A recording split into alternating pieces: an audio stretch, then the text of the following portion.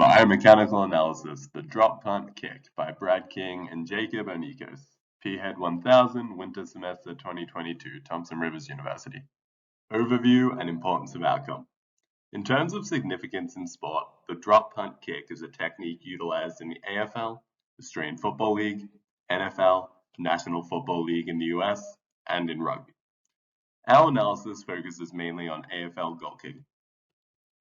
Looking at the motor action goal, this depends on the sport but is generally expressed by if the kick is deemed accurate or inaccurate.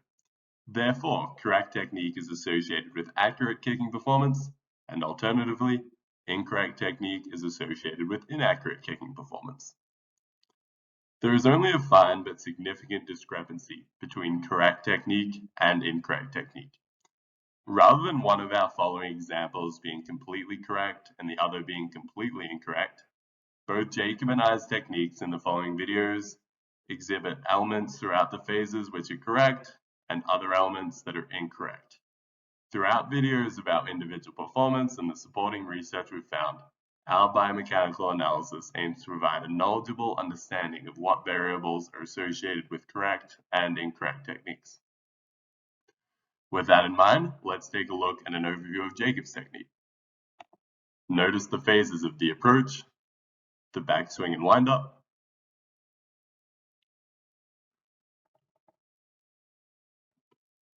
the forward swing, follow through, and recovery. And now let's take a look at my technique. Notice again the phases of the approach, the backswing windup, the forward swing, the follow through,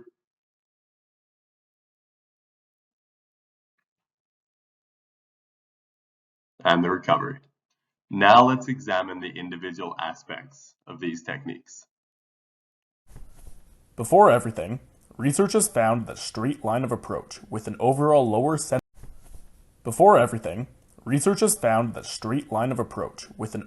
lower center of mass results in a more accurate kick. This increase in accuracy is attributed to the kickers having a more stable base, with a group of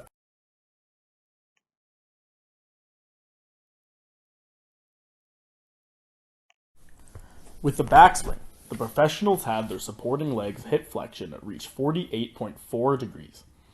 Brad and I's hip flexion reached similar angles. With the backswing, the professionals had their supporting legs hip flexion reach 48.4 degrees. Brad and I's hip flexion reached similar angles, mine being close to 45 degrees and Brad's being around 50. The knee flexion of the supporting limb for the professionals was very straight at only 9.2 degrees. Both Brad and I's knee flexion was slightly too high, with mine being around 20 degrees and Brad's being around 25. The kicking limb for the professionals at the start of the backswing had a hip flexion that was almost neutral at a flexion of only 2.6 degrees. Both Brad and I went the opposite directions with our hip.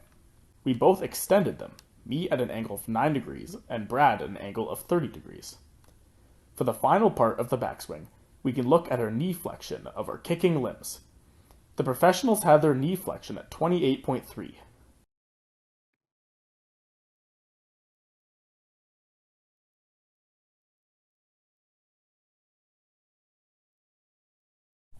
It is important to follow through with your foot even after you make contact with the ball. When kicking for points, it is beneficial to shoot your foot through until it gets to about your waist level. This ensures you aren't stabbing the ball with your foot and having it fly off your foot while it's facing its destination, and not flying low just off the ground. Muscle activation is overall much lower in this phase. The follow-through phase concludes when the knee of the kicking limb reaches maximum extension. The recovery phase of the drop punt kick begins following maximum knee extension and involves the hip of the kicking limb continuing to flex until maximum flexion is achieved. Similarly to the follow-through phase, muscle activity was relatively low across all muscle groups. The recovery phase concludes the phases of movement associated with the drop punt kick. In conclusion, the drop punt kick is a technique utilized in the AFL, NFL, and rugby, with a motor action goal of producing an accurate kicking motion.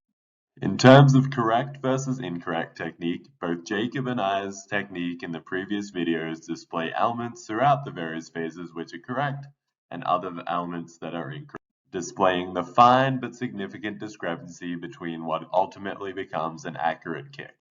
Through videos of our individual performance and the supporting research we found, we hope our biomechanical analysis provides a knowledgeable understanding of what variables are associated with both correct and incorrect techniques. Thank you for your time.